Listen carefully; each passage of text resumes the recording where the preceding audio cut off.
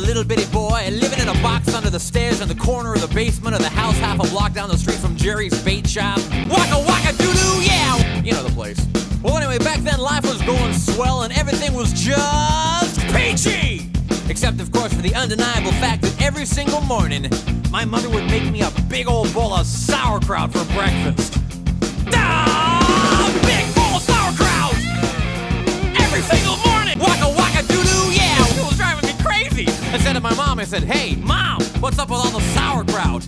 And my dear sweet mother, she just looked at me like a cow looks at an oncoming train. And she leaned right down next to me.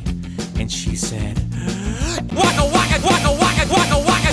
And then she tied me to the wall and stuck a funnel in my mouth and force-fed me nothing but sauerkraut until I was 26 and a half years old. Waka waka doo-doo, yeah! That's when I swore that someday I would get out of that basement and travel to a magical faraway place where the sun is always shining and the air smells like warm root beer and the towels are oh so fluffy. Where the Shriners and the lepers play their ukuleles all day long and anyone on the street will gladly shave your back for a nickel. Waka waka doo-doo, yeah! Well, let me tell you people, it wasn't long at all before my dream came true. Because the very next day, a local radio station had this contest to see who could correctly guess the number of molecules in Leonard Nimoy's butt. I was off by 3, but I still won the grand prize. That's right, a first-class one-way ticket to Albuquerque. Albuquerque. Oh, yeah. You know, I'd never been on a real airplane before, and I gotta tell you, it was really great. Except that I had to sit between 2 large Albanian women with excruciatingly severe body odor, and the little kid in back of me kept throwing up the whole time.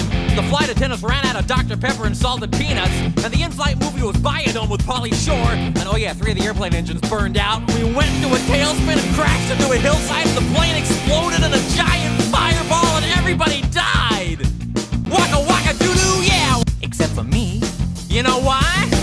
'Cause I have my tray table up, and my seat back in the full upright position. Have my tray table up, and my seat back in the full upright position. Have my tray table up, and my seat back in the full upright position. Waka waka doo-doo, yeah! So I crawled from the twisted burning wreckage. I crawled on my hands and knees for 3 full days, dragging along my big leather suitcase and my Garmin bag and my tenor saxophone and my 12-pound bowling ball and my Lucky Lucky autographed glow-in-the-dark snorkel. But finally I arrived at the world-famous Albuquerque Holiday Inn where the towels are oh so fluffy and you can eat your soup right out of the ashtrays if you wanna. It's okay, they're clean. Waka waka doo-doo, yeah! Well, I checked into my room and I turned down the AC and I turned on the Spectrovision and I'm just about to eat that little chocolate mint on my pillow that I love so very, very much when suddenly there's a knock on the door. Well, now who could that be? I say, who is it? No answer. Who is it? There's no answer. Who is it? They're not saying anything.